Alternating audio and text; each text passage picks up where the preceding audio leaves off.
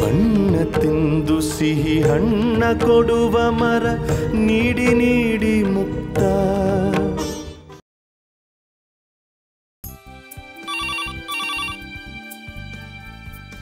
ಅಮ್ಮ ಫೋನ್ ನೋಡ್ತೀಯಾ? ಬಂದ ತಾಳು.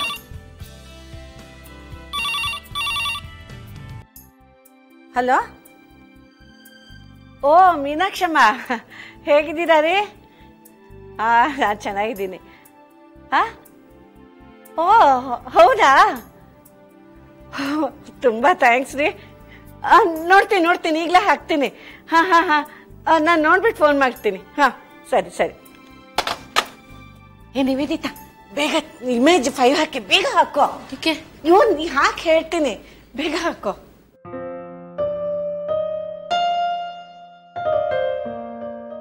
ಅಯ್ಯಯ್ಯ, ಮುಗ್ದ ಹೋಗಿದ್ಯಾ? ಏನ್ ಬರ್ತಿತ್ತು?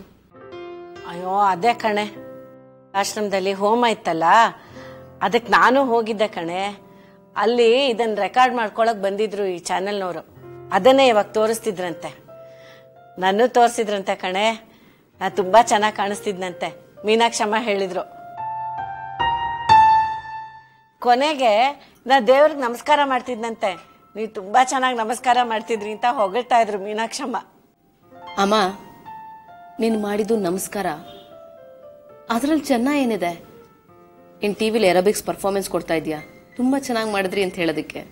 ಓಕೆ, ಯಾರಾದ್ರೂ ನನ್ನನ್ನು ಹೊಗಳಿದ್ರೆ ನಿಂಗೆ ಬಲೆ ಹೊಟ್ಟೆ ಕಿಚ್ಚು ಕಣೆ. ಅಯ್ಯೋ, ಸಿಕ್ಕಾಪಟ್ಟೆ ಜನ ನೋಡ್ಬಿಟ್ಟಿರ್ತಾರೆ. ನಾವು ಮೊದಲು ದೃಷ್ಟಿ ತೆಗೆಸ್ಕೋಬೇಕು.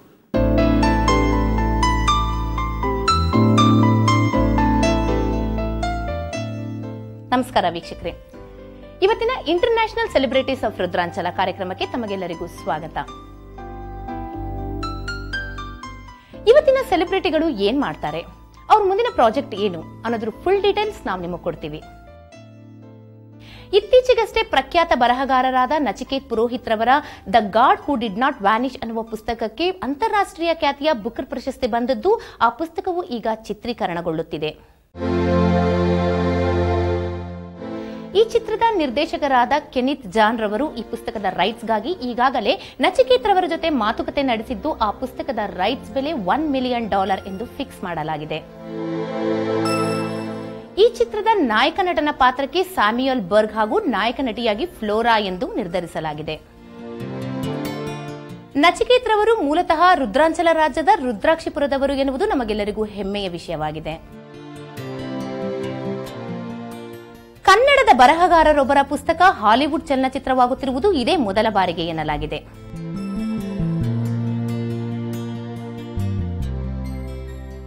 ಅಲ್ವೇ, ಆ ಕಥೆನ ಅಷ್ಟೊಂದು ಹೊಗಳ್ತಾ ಇದ್ದಾರೆ. ಆ ಕಥೆನ ಸಿನಿಮಾ ಬೇರೆ ಮಾಡ್ತಾ ಇದಾರಂತೆ. ಬರೀ $1 ಲಕ್ಷ ಕೊಡ್ತಾರಂತೆ. ತುಂಬಾ ಕಡಿಮೆ ಆಯ್ತಲ್ವಾ? ಅಮ್ಮ, ಆ ಬುಕ್ಕಿನ ರೈಟ್ಸ್ ಕೊಡ್ತಿರೋದು $5 ಕೋಟಿ. ಅಬ್ಬಾ, 5 ಕೋಟಿನಾ? ಯಾಕೋ ತುಂಬಾ ಜಾಸ್ತಿ ಆಯ್ತು. ಹೋಗ್ಲಿ ಬಿಡಮ್ಮ, ಆ ದುಡ್ಡನ್ನೇ ನೀನ್ ಕೊಡ್ತಿಲ್ವಲ್ಲ.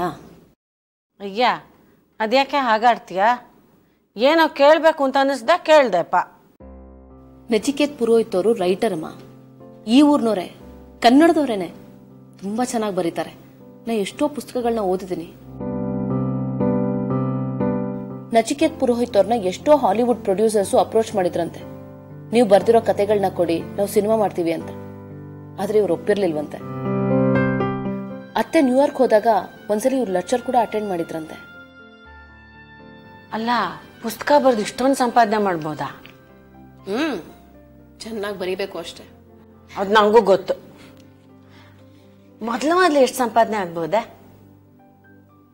ಯಾಕಮ್ಮ, ನೀನೇನಾದ್ರೂ ಪುಸ್ತಕ ಬರೀತೀಯಾ? ಯಾಕೆ ಟ್ರೈ ಮಾಡಬಾರ್ದು? ಯಾವ ತರ ಪುಸ್ತಕ, ಯಾವ್ದ್ರ ಬಗ್ಗೆ ಬರೀತೀಯ? ಅದೇ ಕಣೆ, ನಮ್ CSP ಸರ್ ಹತ್ರ ಒಬ್ರು ಕ್ಲೈಂಟ್ ಬಂದಿದ್ರು, ಫೇಮಸ್ ಫಿಲ್ಮ್ ಸ್ಟಾರು. ಅವರು CSP ಸರ್ ಹತ್ರ ಏನೋ ಪರ್ಸನಲ್ ಆಗಿ ಮಾತಾಡ್ಬೇಕು, ನಿಮ್ ಸಜೆಷನ್ ಬೇಕು ಅಂತ ಕೇಳಿದ್ರು. CSP ಸರ್ ನನ್ನನ್ನ ಪಾಂಡುನ ಆಚೆ ಕಳಿಸ್ಬಿಟ್ರು. ನಂಗಾದ್ರೂ ಕುತೂಹಲ ತಡಿಯಕ್ಕಾಗದೆ ಅಲ್ಲೇ ಕಿಟಕಿ ಹತ್ರ ನಿಂತ್ಕೊಂಡು ಕೇಳಿಸ್ಕೊಂಡೆ. ಅಯ್ಯೋ ರಾಮ, ಅವಳು ಪರ್ಸನಲ್ ಕತೆ ಎಲ್ಲ ಹೇಳ್ಕೊಂಡ್ಬಿಟ್ರು ಗೊತ್ತಾ ಹೀರೋಯಿನ್.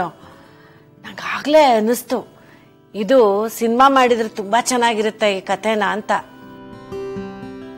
ಈಗ ನೀನ್ ಹೇಳ್ತಾ ಇದೆಯಲ್ಲೇ ಪುಸ್ತಕ ಬರೆದ್ರೆ ತುಂಬಾ ದುಡ್ಡು ಸಂಪಾದನೆ ಮಾಡಬಹುದು ಅಂತ, ಆಗ ಈ ಐಡಿಯಾ ಬಂತು. ಈ ಸಿನಿಮಾ ಹೀರೋಯಿನ್ ಕಥೆನ ಪುಸ್ತಕ ಬರೆದ್ರೆ ತುಂಬಾ ದುಡ್ಡು ಸಂಪಾದನೆ ಮಾಡಬಹುದು ಅಂತ. ಈಗ ನೀನ್ ಹೇಳಿದ್ಯಲ್ಲ ಪುಸ್ತಕ ಬರೆದ್ರೆ ದುಡ್ಡು ಸಂಪಾದನೆ ಮಾಡಬಹುದು ಅಂತ, ಈ ಹೀರೋಯಿನ್ ಕಥೆನ ಯಾಕೆ ಬರ್ದು ನಾನು? ಅಮ್ಮ ಪ್ಲೀಸ್, ನೀ ಆ ರೀತಿ ಏನಾದ್ರೂ ಯೋಚನೆ ಹಾಕೊಂಡಿದ್ರೆ ಈಗಲೇ ಮನಸ್ಸಿನಿಂದ ಕಿತ್ತಾಕ್ಬಿಡು. ಯಾಕೆ? ನಾ ಈ ಹೀರೋಯಿನ್ ಕಥೆನ ಇಟ್ಕೊಂಡು ಪುಸ್ತಕ ಬರೆದ್ರೆ ಏನ್ ತಪ್ಪು? ಜೊತೆಗೆ ಆ ಹೀರೋಯಿನ್ ಹೆಸರು ಫೋಟೋ ಎಲ್ಲ ಹಾಕ್ಬಿಟ್ಟು ಈ ಹೀರೋಯಿನ್ ಜೀವನದ ಆಧಾರಿತ ಚಿತ್ರಕಥೆ ಅಂತ ಬರೆದ್ಬಿಟ್ರೆ ಎಷ್ಟು ದುಡ್ಡು ಸಂಪಾದನೆ ಮಾಡ್ಬೋದು ಗೊತ್ತಾ? ಆಗ ನಾ CSP ಸರ್ನೇ ಟೈಪಿಸ್ಟ್ ಆಗಿ ಇಟ್ಕೋಬಹುದು. ಅಮ್ಮ, ಈ ರೀತಿ ಹಗಲು ಕನ್ಸು ಕಾಣೋದನ್ನ ಬಿಟ್ಬಿಡು. ಮೊದಲು ನೀನು ಮಾಡೋ ಟೈಪಿಂಗ್ ಅಲ್ಲಿ ಎಷ್ಟು ಮಿಸ್ಟೇಕ್ ಇರುತ್ತೆ ಅಂತ ನಿನಗೆ ಗೊತ್ತಿದೆಯಾ? ನೀನು ಮಾಡೋ ಮಿಸ್ಟೇಕ್ಗೆ ಹಿಂದೆ ಒಂದ್ಸಲಿ CSP ಸರ್ ಹತ್ರ ನಾನು ಬೈಸ್ಕೊಂಡಿದ್ದೇನೆ. ಆಮೇಲೆ ಆ ಹೀರೋಯಿನ್ ಫೋಟೋ ಹಾಕಿ ಇವರ ಜೀವನ ಆಧಾರಿತ ಕತೆ ಅಂತ ನೀ ಏನಾದ್ರೂ ಬರೆದ್ರೆ ನಿನ್ನ ಮೇಲೆ ಡಿಫಾಮೇಶನ್ ಕೇಸ್ ಹಾಕ್ತಾರೆ. ಅದಕ್ಕೂ CSP ಸರ್ನೇ ಅಪ್ರೋಚ್ ಮಾಡ್ತಾರವರು. ಆಮೇಲೆ CSP ಸರ್ ನಿನ್ನ ವಿರುದ್ಧ ವಾದ ಮಾಡಿ ನಿನ್ನನ್ನ ಜೈಲ್ಗೆ ಹಾಕಿಸ್ತಾರೆ. ಆಮೇಲೆ ನೀ ಬುಕ್ ಬರೆದು ಸಂಪಾದಿಸಿರ್ತಿಯಲ್ಲ ದುಡ್ಡು, ಅದನ್ನು ಆ ಹೀರೋಯಿನ್ಗೆ ಕೊಡ್ಬೇಕಾಗತ್ತೆ. ಇವಾಗಿರೋ ಟೈಪಿಸ್ಟ್ ಕೆಲಸನೂ ಹೋಗುತ್ತೆ. ಓಕೆ, ಏನಾದ್ರೂ ಒಳ್ಳೆ ಕೆಲಸ ಮಾಡೋಣ ಅಂತ ಹೊರಟ್ರೆ ಒಬ್ರು ಪ್ರೋತ್ಸಾಹನೇ ಕೊಡೋದಿಲ್ಲ, ಎಲ್ಲ ಕಾಲೆಳೆಯವ್ರೆ.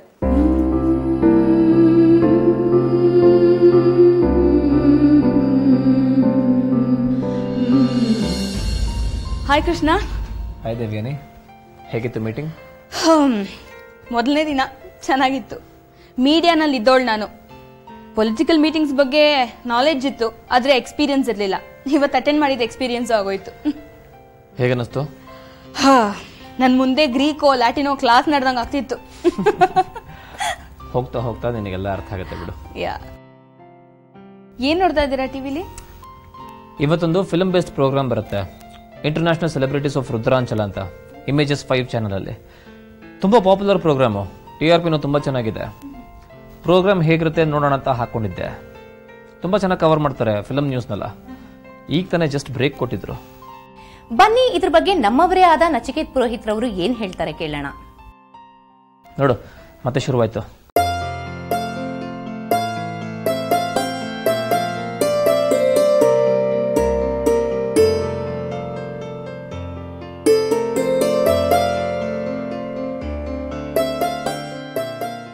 ಸರ್, ನಿಮ್ಮ ಪುಸ್ತಕನ ಹಾಲಿವುಡ್ ನಿರ್ದೇಶಕರಾದ ಕೆನಿತ್ ಜಾನ್ ಅವರು ಸಿನಿಮಾ ತೆಗಿಬೇಕು ಅಂತ ಇದ್ದಾರೆ.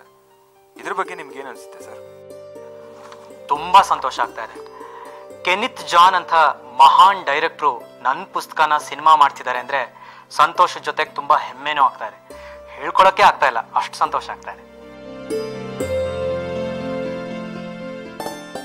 ಸರ್, ನಿಮ್ಮ ಮುಂದಿನ ಪುಸ್ತಕ? ಇನ್ನೊಂದು ಪುಸ್ತಕ ಬರೀತಾ ಇದ್ದೀನಿ, ಆದ್ರೆ ಹೆಸರೇನು ಡಿಸೈಡ್ ಮಾಡಿಲ್ಲ. ಆಲ್ ದಿ ಬೆಸ್ಟ್ ಸರ್ ನಿಮ್ಮ ಮುಂದಿನ ಪ್ರಾಜೆಕ್ಟ್ಗಳಿಗೆ. Thank you. ಹೇ ಕೃಷ್ಣ, ಇವ್ರು ನಚಿಕೇತ್ ಪುರೋಹಿತ್ ಅಲ್ವಾ? ಹೌದು. ಇವ್ರ ಬಗ್ಗೆ ಏನ್ ಪ್ರೋಗ್ರಾಮ್ ಬರ್ತಿತ್ತು? ಫಿಲ್ಮು, ನಾವೆಲ್ ಅಂತಲ್ಲ? ಅವ್ರು ತುಂಬ ಫೇಮಸ್ ಆಥರು. ಇಷ್ಟು ವರ್ಷ ಲಂಡನ್ನಲ್ಲಿದ್ದರು. ಇತ್ತೀಚೆಗಷ್ಟೇ ಒಂದು ಇಂಗ್ಲೀಷ್ ಪುಸ್ತಕ ಬರೆದಿದ್ರು, ದ ಗಾಡ್ ಹು ಡಿಡ್ ನಾಟ್ ವ್ಯಾನಿಷ್ ಅಂತ. ಆ ಪುಸ್ತಕಕ್ಕೆ ಇವ್ರಿಗೆ ಬುಕ್ಕರ್ ಅವಾರ್ಡ್ ಬಂದಿದೆ. ಆ ಪುಸ್ತಕನ ತಗೊಂಡು ಹಾಲಿವುಡ್ ಡೈರೆಕ್ಟರ್ ಜಾನ್ ಅಂತ ಫಿಲಮ್ ಮಾಡ್ತಿದ್ದಾರಂತೆ. ಅವ್ರ ನಾವೆಲ್ಗೆ ರಾಯಲ್ಟಿ ಅಂತ $1 ಮಿಲಿಯನ್ ಕೊಟ್ಟಿದ್ದಾರಂತೆ. ಅವ್ರು ನಿನಗೆ ಗೊತ್ತಾ? ಹೇ, ನಂಗೆ ಅವ್ರು ಚೆನ್ನಾಗಿ ಗೊತ್ತು. ನಚಿಕೇತು ಡಿಗ್ರಿನಲ್ಲಿ ನನ್ನ ಕ್ಲಾಸ್ಮೇಟ್ ಆಗಿದ್ರು. ಆದ್ರೆ ಲಂಡನ್ಗೆ ಹೋದ್ಮೇಲೆ ಕಾಂಟ್ಯಾಕ್ಟ್ ತಪ್ಪು ಹೋಗಿತ್ತು. ಈಗ ಇಷ್ಟು ದೊಡ್ಡ ರೈಟರು, ನಾವೆಲಿಸ್ಟ್ ಆಗಿದ್ದಾರೆ ಅಂದ್ರೆ ನಂಗೆ ನಂಬಕ್ಕೆ ಆಗ್ತಾ ಇಲ್ಲ. ಯಾಕೆ? ನಚಿಕೇತ್ಗೆ ಇಂಟ್ರೆಸ್ಟ್ ಇದ್ದಿದ್ದು ಜರ್ನಲಿಸಮ್ನಲ್ಲಿ. ಅವರು ರಿಪೋರ್ಟರ್ ಆಗಬೇಕು ಅಂತಿದ್ರು. ಕಾಲೇಜ್ ಮ್ಯಾಗಝಿನ್ಸ್ಗೆಲ್ಲ ಬರೀತಾ ಇದ್ರು. ಇನ್ಫ್ಯಾಕ್ಟ್ ತುಂಬಾನೇ ಚೆನ್ನಾಗಿ ಬರೀತಿದ್ರು. ಅವರು ರಿಪೋರ್ಟರ್ ಆಗಿರ್ತಾರೆ ಅಂತ ನಾನು ಅನ್ಕೊಂಡಿದ್ದೆ. ಈಗ ನೋಡಿದ್ರೆ ನಾವೆಲಿಸ್ಟ್ ಆಗಿದ್ದಾರೆ, ಅದು ಇಷ್ಟು famous novelist. Life is full of surprises. ಈಗ ನೀನೇ ನೋಡು, ನೀನು ಸಚಿವೆ ಆಗ್ತೀಯ ಅಂತ ಅಂದ್ಕೊಂಡಿದ್ದ? ಖಂಡಿತ ಇಲ್ಲ. ಹಾಗೆ ಇವರು ದೇವ್ಯಾನಿ, ಇವ್ರು ನಿನಗೆ ತುಂಬ ಪರಿಚಯ ಅಂತೀಯಾ? ಫೋನ್ ಮಾಡಿ ವಿಶ್ ಮಾಡು. ನಾವು ಇಂಥವ್ರ ಕಾಂಟ್ಯಾಕ್ಟ್ನ ಇಟ್ಕೋಬೇಕು. ಮಾಡ್ಬೋದು, ಆದರೆ ಇವ್ರ ಹಳೆ ನಂಬರ್ ನನ್ನ ಹತ್ರ ಇದೆ, ತುಂಬ ವರ್ಷಗಳ ಹಿಂದೆ ಕೊಟ್ಟಿರೋದು. ಈಗ ಅದೇ ನಂಬರ್ ಯೂಸ್ ಮಾಡ್ತಿದ್ದಾರೋ ಇಲ್ವೋ ನಂಗೆ ಗೊತ್ತಿಲ್ಲ. ಟ್ರೈ ಮಾಡು. Do that.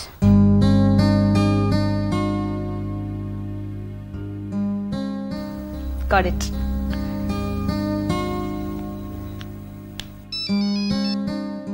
Hello? Hello, Nachiket? Yes, Nachiket here. Nachiket Purohit? Yeah, who is this? Hey Nachiket, ನಾನು Devyani, ಇಂಡಿಯಾಯಿಂದ. Devyani. Oh, Devyani Saxena. Am I right? Absolutely. Oh, what a surprise, Devyani. ಹೇಗಿದ್ದೀರಿ? I'm fine, thank you. First of all, ನಿಮ್ಮ ಪುಸ್ತಕ the god who did not ವ್ಯಾನಿಶ್ಗೆ Booker award ಬಂದಿದ್ದಕ್ಕೆ congratulations. Oh, thanks a lot. ನಿಮ್ಮ interview ಟಿವಿಲಿ ನೋಡ್ತಾ ಇದ್ದೆ. ನಿಮ್ಮ ಪುಸ್ತಕನ ತಗೊಂಡು ಹಾಲಿವುಡ್ಡಲ್ಲಿ ಫಿಲ್ಮ್ ಮಾಡ್ತಿದ್ದಾರಂತೆ. ಹೌದು ದೇವ್ಯಾನಿ ಅವರೇ, I have written a lot of books. ಆದರೆ ಈ ಪುಸ್ತಕ ತುಂಬ ತೃಪ್ತಿ ಕೊಟ್ಟಿದೆ. ಜೊತೆಗೆ ದುಡ್ಡು ಅಲ್ವಾ? Yes, you're right. I'm glad ನೀವು ನನ್ನ ನಾಪಿಸ್ಕೊಂಡು ನನಗೆ ಫೋನ್ ಮಾಡಿದ್ದಕ್ಕೆ. ನಿಮ್ಮಂಥ ನಾವೆಲಿಸ್ಟು ನನ್ನ ಫ್ರೆಂಡ್ ಆಗಿದ್ದೀರಾ ಅಂತ ಹೇಳ್ಕೊಳಕ್ಕೆ ನನ್ಗೆ ಹೆಮ್ಮೆ ಆಗ್ತಾ ಇದೆ. ನೀವು ಈ ನಂಬರ್ ಇಟ್ಕೊಂಡಿರ್ತೀರೋ ಇಲ್ವೋ ಅಂತ ಅನ್ಕೊಂಡಿದ್ದೆ ನಾನು. ಬೇರೆ ಬಹಳಷ್ಟು ನಂಬರ್ ಚೇಂಜ್ ಮಾಡಿದ್ದೀನಿ, ಆದರೆ ಈ ನಂಬರ್ ಮಾತ್ರ ಹಾಗೆ ಇಟ್ಕೊಂಡಿದ್ದೀನಿ. ತುಂಬ ಜನ ಹಳೆ ಫ್ರೆಂಡ್ಸಿಗೆ ಕೊಟ್ಟಿದ್ದೀನಲ್ಲ, ಅದಕ್ಕೆ. ನೀವು ನನ್ನ ಬಗ್ಗೆ ಹೆಮ್ಮೆ ಪಡೋದಿರಲಿ, ಇಲ್ಲಿ ನಾನು ಕೂಡ ನಿಮ್ಮ ಬಗ್ಗೆ ಹೆಮ್ಮೆ ಪಡ್ತಾ ಇದ್ದೀನಿ. ಸಾಕಷ್ಟು ಜನ ನನ್ನ ಫ್ರೆಂಡ್ಸ್ಗೆಲ್ಲ ನಿಮ್ಮ ಬಗ್ಗೆ ಹೇಳ್ತಾ ಇರ್ತೀನಿ ನಾನು. ಏನಂತ? ಮೊನ್ನೆ ಇಂಟರ್ನೆಟ್ಟಲ್ಲಿ ನೋಡ್ತಾ ಇದ್ದೆ, ನೀವು ಸಂಸ್ಕೃತಿ ಇಲಾಖೆ ಸಚಿವೆ ಆಗಿದ್ದೀರಂತೆ, ಪಾಂಚಜನ್ಯ ಚಾನೆಲ್ ನಡೆಸ್ತಿದ್ದೀರಂತೆ. ಇನ್ಫ್ಯಾಕ್ಟ್ ನಿಮ್ಗೆ ಆವಾಗಲೇ ಫೋನ್ ಮಾಡಬೇಕು ಅಂದ್ಕೊಂಡೆ. Anyways, congrats Devyani. Thank you so much. ಹೇಗೆ all of a sudden political field? ನನ್ನ ಮದುವೆ ಆಗಿದ್ದು ಪೊಲಿಟಿಕಲ್ ಫ್ಯಾಮಿಲಿನಲ್ಲಿರೋ ಒಬ್ರನ್ನ. ಮದುವೆ ಆದಮೇಲೆ ಸಾಕಷ್ಟು ಚೇಂಜಸ್ ಆಯಿತು, ಅದರಲ್ಲಿ ಇದು ಒಂದು. ಅದೆಲ್ಲ ಡೀಟೇಲ್ಸು ಸಿಕ್ಕಿದಾಗ ಹೇಳ್ತೀನಿ. ಇಂಡಿಯಾಗೆ ಬರೋ ಪ್ಲಾನ್ಸ್ ಏನಾರೋ ಇದೆಯಾ? Yeah sure. ನಾನು ಇಷ್ಟರಲ್ಲೇ ಇಂಡಿಯಾಗೆ ಬರಬೇಕು ಅಂತ ಇದ್ದೀನಿ. ವಾವ್, ಹಾಗಾದರೆ ಇಂಡಿಯಾಗೆ ಬಂದ ತಕ್ಷಣ ನಿಮ್ಮ ಫಸ್ಟ್ ಡಿನ್ನರ್ ನಮ್ಮ ಮನೇಲಿ, ಆಯಿತಾ? ಶ್ಯೂರ್ ದೇವ್ಯಾನಿ, ನಾನು ಇಂಡಿಯಾಗೆ ಬಂದ ತಕ್ಷಣ ನಿಮಗೆ ಫೋನ್ ಮಾಡ್ತೀನಿ. Okay? The pleasure is mine. Okay, take care, bye. Oh sure, bye, take care.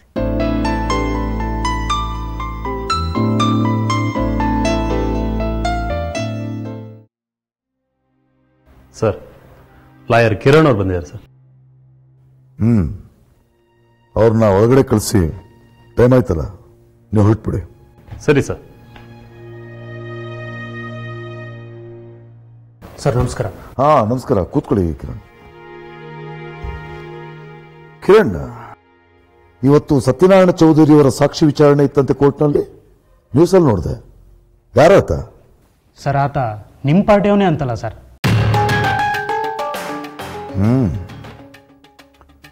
ಒಂದು ಕಾಲದಲ್ಲಿ ಆಗಿದ್ದ ಅನ್ಸುತ್ತೆ. ಅವರು ಸಾಮಾನ್ಯ ಕಾರ್ಯಕರ್ತ, ಸಾವಿರಾರು ಜನ ಕಾರ್ಯಕರ್ತರು ಇರ್ತಾರೆ ಪಕ್ಷದಲ್ಲಿ.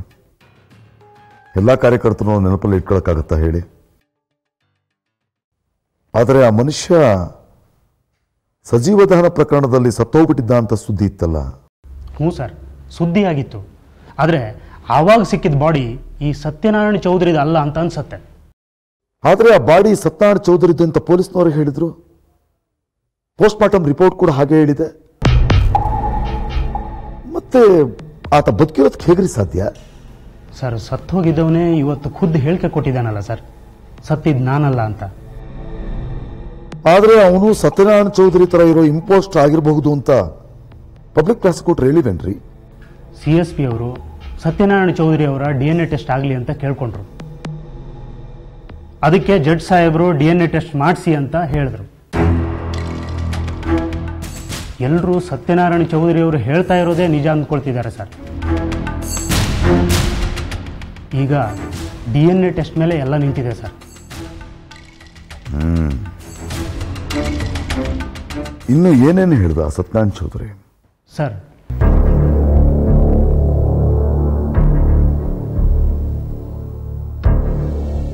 ರಾಜಾನಂದ ಸ್ವಾಮಿ ಅವರನ್ನ, ಸೂರ್ಯಾನಂದ ಸ್ವಾಮಿ ಅವ್ರನ್ನ ಕೆಲವು ದಿನಗಳ ಕಾಲ ಸತ್ಯನಾರಾಯಣ ಚೌಧರಿ ಅವರ ಮನೆಯಲ್ಲಿ ಇಟ್ಕೊಳ್ಳಿ ಅಂತ ಮುನಿಯಪ್ಪ ಮತ್ತು ಪರಮಾನಂದ ಗೌಡರು ಹೇಳಿದ್ರು ಅಂತ ಹೇಳಿಕೆ ಕೊಟ್ಟಿದ್ದಾರೆ ಸರ್. ಆಮೇಲೆ ಕೆಲವು ದಿನಗಳ ನಂತರ ಮುನಿಯಪ್ಪ ಮತ್ತು ಪರಮಾನಂದ ಗೌಡರು ಸೂರ್ಯಾನಂದ ಸ್ವಾಮಿಯವರ ಕಾಲ್ ಆಪರೇಷನ್ ಮಾಡಿಸಿದ್ರು.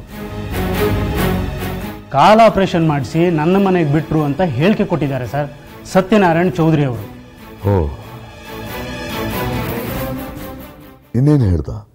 ಆಮೇಲೆ ಕೆಲವು ದಿನ ಬಿಟ್ಟು ಒಂದು ದಿನ ಕಾರ್ನಲ್ಲಿ ರಾಜಾನಂದ ಸ್ವಾಮಿಯವರ ಡೆಡ್ ಬಾಡಿನ ತಗೊಂಡು ಬಂದರು ಮುನಿಯಪ್ಪ ಮತ್ತು ಪರಮಾನಂದ ಗೌಡರು.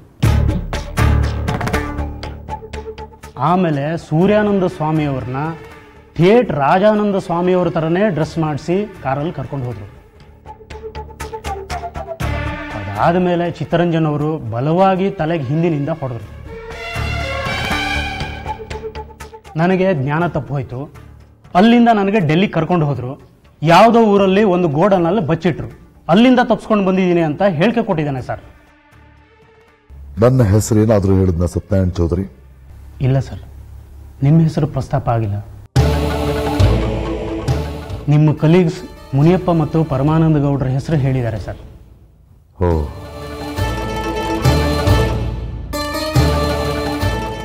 ನಮಸ್ಕಾರ ಸರ್. ಹಾ, ನಮಸ್ಕಾರ ಮುನಿಯಪ್ಪ, ಕೂತ್ಕೊಳ್ಳಿ. ಏನ್ರಿ ಮುನಿಯಪ್ಪ, ಆ ಸತ್ಯನಾರಾಯಣ್ ಚೌಧರಿ ಕೋರ್ಟ್ನಲ್ಲಿ ನಿಮ್ಮ ಹೆಸರು ಪರಮಾನಂದ ಗೌಡ್ರ ಹೆಸರನ್ನು ಹೇಳಿದಾನಂತೆ? ಹ್ಞೂ ಸರ್, ಬರೀ ಸುಳ್ಳು ಹೇಳಿದ್ದಾನೆ ಸರ್ ಅವನು. ನೀನು ಸತ್ಯನಾರಾಯಣ್ ಚೌಧರಿ ಅಲ್ಲ, ಅದೇ ಥರ ಇರೋ ವ್ಯಕ್ತಿ ನೀನು ಅಂತೇಳಿ ನಮ್ಮ ಪಿ ಬಲವಾಗಿ ವಾದ ಮಾಡಿದ್ರು ಸರ್. ಆದರೆ ಆ CSP DNA ಟೆಸ್ಟ್ ಮಾಡಬೇಕು ಅಂತ ವಾದ ಮಾಡಿಬಿಟ್ರು ಸರ್. ಅದೇ ಆ ಸತ್ಯನಾರಾಯಣ್ ಚೌಧರಿ ಥರ ಇದ್ದಾನಲ್ಲ ಸರ್, ಆ ವ್ಯಕ್ತಿ ಬರೀ ಸುಳ್ಳು ಹೇಳ್ತಾನೆ ಸರ್. DNA ಟೆಸ್ಟ್ ಮಾಡಿಸ್ಲಿ ಬಿದ್ದೋಗುತ್ತೆ ಸರ್. ಸರ್, ಮುಂದಿನ ಸಾಕ್ಷಿಯಾಗಿ ನಿಮ್ಮನ್ನು ಕರಿಬಹುದು ಸರ್. ಏನು, ನನ್ನನ್ನ?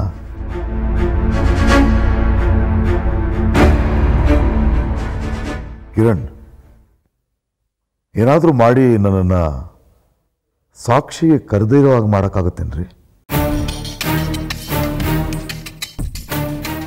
ಇಲ್ಲ ಸರ್, ಈ ಸಲ ಏನೂ ಮಾಡೋಕ್ಕಾಗಲ್ಲ. ಹೋದ ಸಲ ನಿಮ್ಮ ಹೆಲ್ತ್ ಸರಿ ಇಲ್ಲ ಅಂತ ರೀಸನ್ ಕೊಟ್ಟಿದ್ವಿ.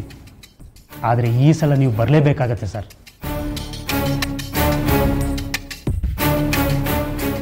ಯಾವಾಗ ಕರಿಬಹುದು?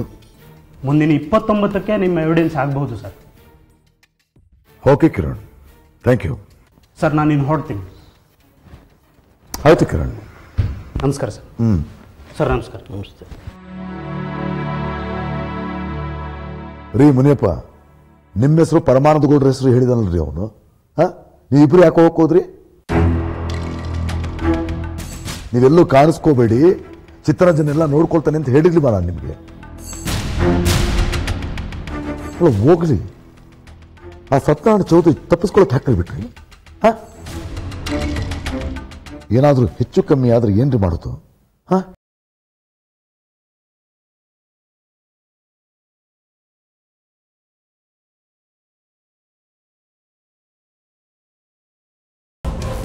ನಾನೇನೋ ಒಂದು ಹೇಳಿದ್ರೆ ನೀವೇನೋ ಒಂದು ಮಾಡ್ತೀರಿ, ಎಲ್ಲ ನನ್ನ ತಲೆಗೆ ತರ್ತೀರಿ.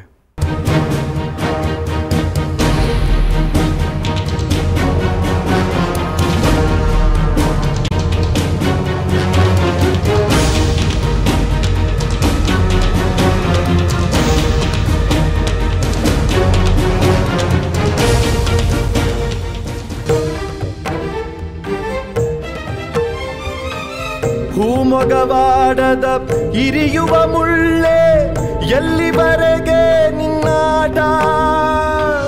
ಹೂಮೊಗವಾಡದ ಇರಿಯುವ ಮುಳ್ಳೆ ಎಲ್ಲಿವರೆಗೆ ನಿನ್ನಾಟ? ಬೆಳಕಿನ ಕೂಸಿಗೆ ಕೆಂಡದ ಹಾಸಿಗೆ ಕಲಿಸಿದೆ ಜೀವನ ಪಾಠ. ಬೆಳಕಿನ ಕೂಸಿಗೆ ಕೆಂಡದ ಹಾಸಿಗೆ ಕಲಿಸಿದೆ ಜೀವ